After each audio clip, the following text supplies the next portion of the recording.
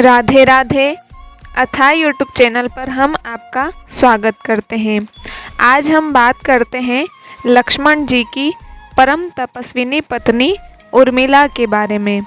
भगवान राम को 14 वर्ष का वनवास हुआ तो उनकी पत्नी सीता ने भी सहज भाव से वनवास स्वीकार कर लिया, परंतु बचपन से ही बड़े भाई की सेवा में रहने वाले लक्ष्मण कैसे राम जी से दूर हो जाते। माता सुमित्रा से तो उन्होंने आज्ञा ले ली थी वन जाने की, परंतु पत्नी उर्मिला के कक्ष की ओर बढ़ते हुए दुविधा में थे। सोच रहे थे कि माँ ने तो आज्ञा दे दी, परंतु उर्मिला को कैसे समझाऊंगा, क्या कहूँगा। यही सोच विचार करते हुए जब अपने कक्ष में पहुँचे तो देखा कि उर्मिला आरती का थाल लेकर खड़ी थी।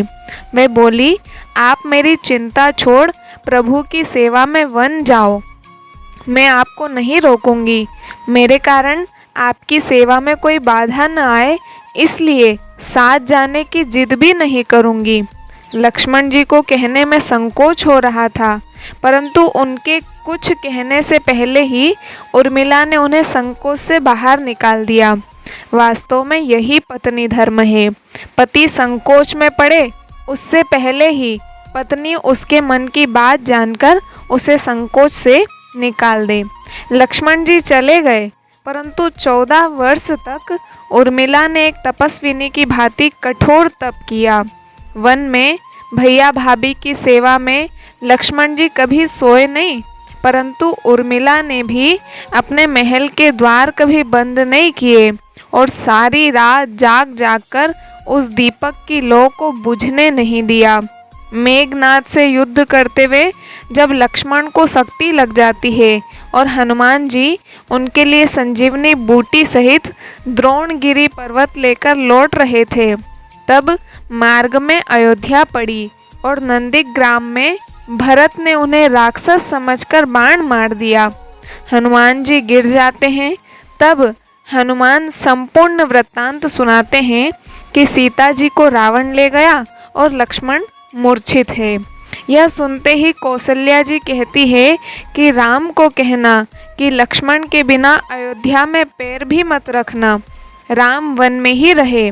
माता सुमित्रा कहती है कि राम से कहना कि कोई बात नहीं, अभी शत्रुघ्न है, मैं उसे भेज दूंगी, मेरे दोनों पुत्र राम सेवा के लिए ही तो जन्मे हैं।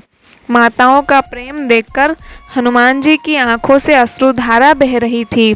उन्होंने उर्मिला की ओर देखा तो सोचने लगे कि यह इतने शांत और प्रसन्न कैसे हैं, क्या इन्हें अपने पति के प्राणों की कोई चिंता नहीं। हनुमान जी पूछते हैं, देवी आपकी प्रसन्नता का कारण क्या है। आपके पति के प्राण संकट में हैं, सूर्य उदय होते ही सूर्य कुल का दीपक बुझ जाएगा।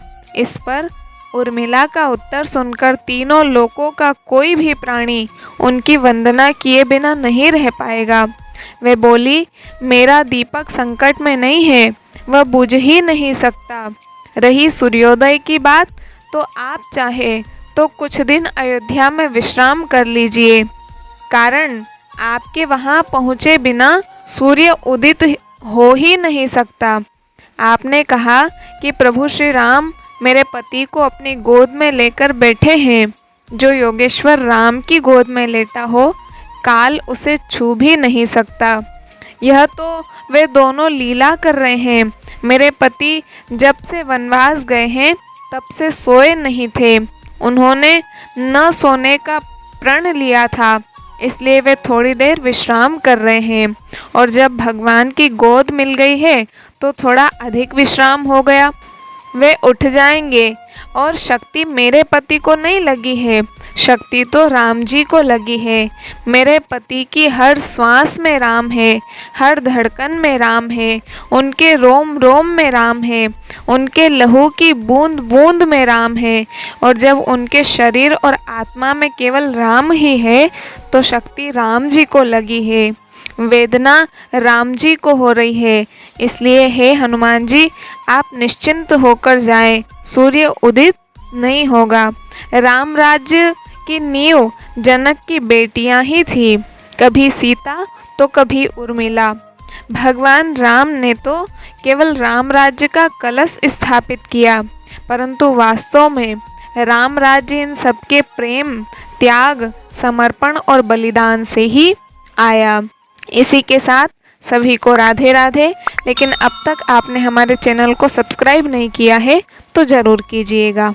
आप अपनी प्रतिक्रिया हम तक व्हाट्सएप के माध्यम से भी पहुंचा सकते हैं। व्हाट्सएप के नंबर आपको स्क्रीन पर दिख रहे होंगे और इसी के साथ आपको लिंक नीचे डिस्क्रिप्शन बॉक्स में भी मिल जाएगी।